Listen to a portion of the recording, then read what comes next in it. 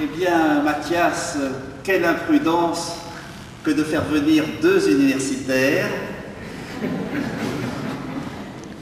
et quelle imprudence que de faire venir celui qui est censé encore être le directeur des cours de civilisation française de la Sorbonne. Car Mathias Vincenot, ce garçon si gentil, est un homme dangereux.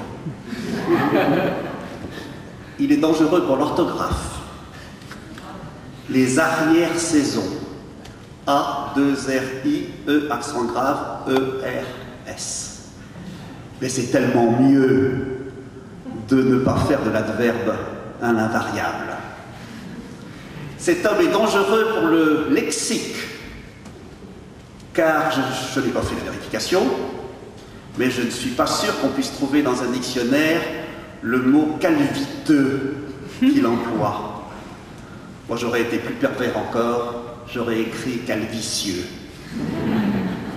Il est vrai qu'il y a un autre poème dans le recueil qui porte ce titre merveilleux, Chauve qui peut.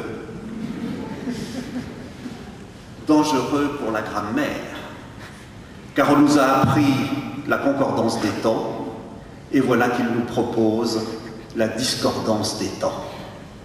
C'est le titre de son recueil, c'est le titre du premier poème de ce recueil, celui dont je vais partir et celui dont je parlerai peut-être le plus longuement. Ce qui n'est pas, mais qui existe au creux de ces amours d'enfance. Deux discordances, déjà. Comment peut-on à la fois n'être pas et exister? Et puis, les amours d'enfance, qu'on imagine toujours comme les plus pleins qui soient, voilà qu'il y a quelque chose qui se niche au creux de ces amours.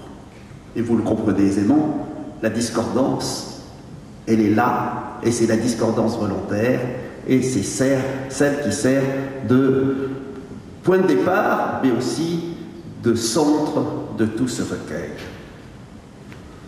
Ou bien ailleurs, mais assez loin pour avoir l'air de ne plus être. Une discordance des temps, une discordance des lieux, d'ailleurs tout aussi bien, et un jeu de l'apparence et de l'être, qui est encore une fois un jeu de discordance. La chronologie se balance sur rien qui un instant hésite. La chronologie, devenue balancier de l'horloge, mais tout aussi bien balançoire, cette hésitation du temps, cette hésitation du rien, c'est très exactement la discordance des temps, c'est très exactement aussi, je crois, le rythme de cette poésie qui est fondée sur l'hésitation volontaire, sur une sorte d'incertitude qui se reconnaît, qui s'analyse, qui s'approfondit et qui en même temps finit par triompher d'elle-même, si du moins je peux encore employer le mot temps, décidément si dangereux.